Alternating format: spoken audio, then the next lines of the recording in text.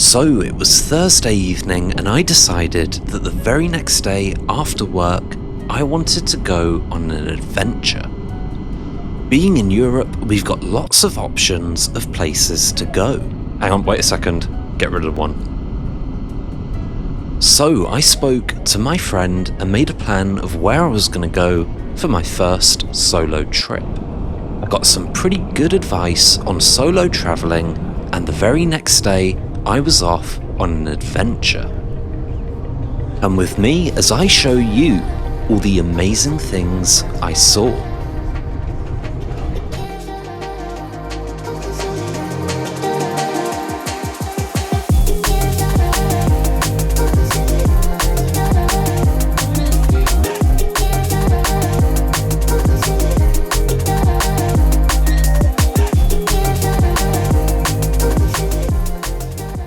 I had my phone, my passport and my wallet, and that was everything I'd need for this adventure.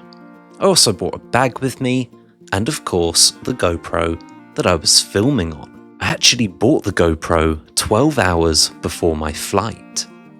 So the first step of the trip was a leisurely train ride to Gatwick Airport. The train slowly meandered through English suburbs and the odd patch of countryside. And with each station we passed, I was getting a little bit closer to the airport. But the British weather was playing her old trick. Like an annoying girlfriend who knows her time is up, she puts in loads and loads of effort just to make you feel bad for leaving. But you just have to remember all the storms and showers she's thrown at you, and you'll be very happy getting on the plane. But after a couple more stops on the train, I'd arrived at Gatwick Airport. Of course, I minded the gap, but then I saw a wonderful plane flying through the sky, and that was soon going to be me. I watched happily as my train departed, and I was free to go through the airport. Now that I was at the airport, the next step was to make it to my terminal. The Thameslink train comes into the South Terminal and my flight was from the North, and so I had to take this nifty little shuttle which plays non-stop EasyJet adverts to get to my terminal.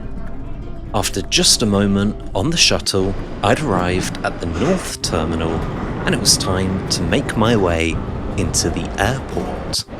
Obviously the next step is security and I can't show you that, they don't allow filming.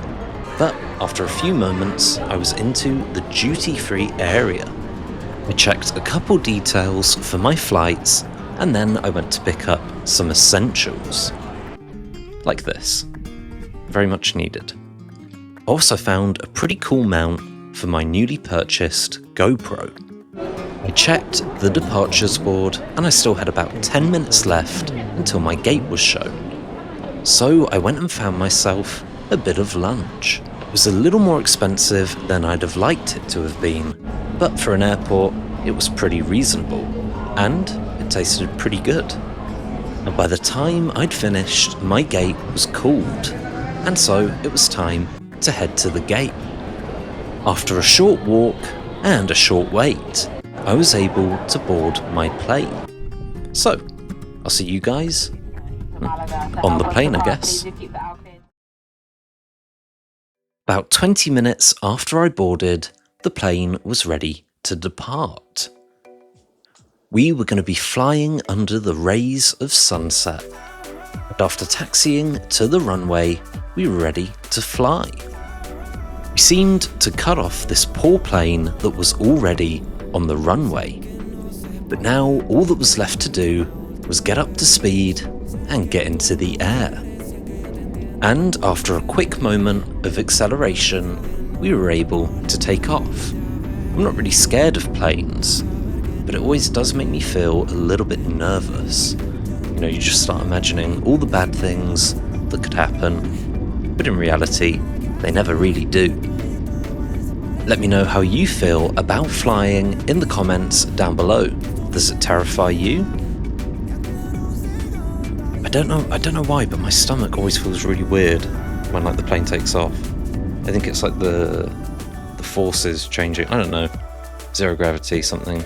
We're in the air now. Woo! But once we were up in the air, I noted two things. First of all, I didn't see a curve, so you don't need to stop lying to me. And secondly, there were some beautiful views of the sunset. Probably could have got some sort of time lapse here, but I was pretty conscious of my GoPro battery. But as we flew over the coast of Britain, day began to turn to night. But there was still a wonderful glimmer of the sun setting in the distance. But I still don't see a curve, so I mean, you tell me what's going on there. But before I knew it, we were coming in to land. It was a 2.5-hour flight, but it went pretty quickly. And as all the lights below got closer and closer, we had landed at Malaga Airport. Now, that's not bad at all for a last-minute EasyJet flight. Wasn't too much turbulence, was only delayed by half an hour. But now I had one question. How would I get to the Airbnb?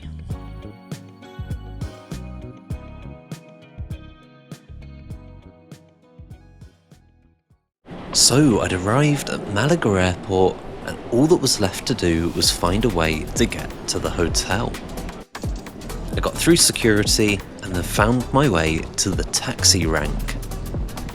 The airport was pretty cool and it was a lovely warm evening. I just had to find the Uber drop-off point. And after a short walk I was able to find it. But I'd already called my Uber, so it wasn't too long of a wait. And so I got in my Uber and it was a very quick journey to the Airbnb. Ignore the flickering demon room. You made it. You made it. Good mornings will be had here after I sleep. Again, we've got some windows. There's a bathroom in there. I can show you what it looked like.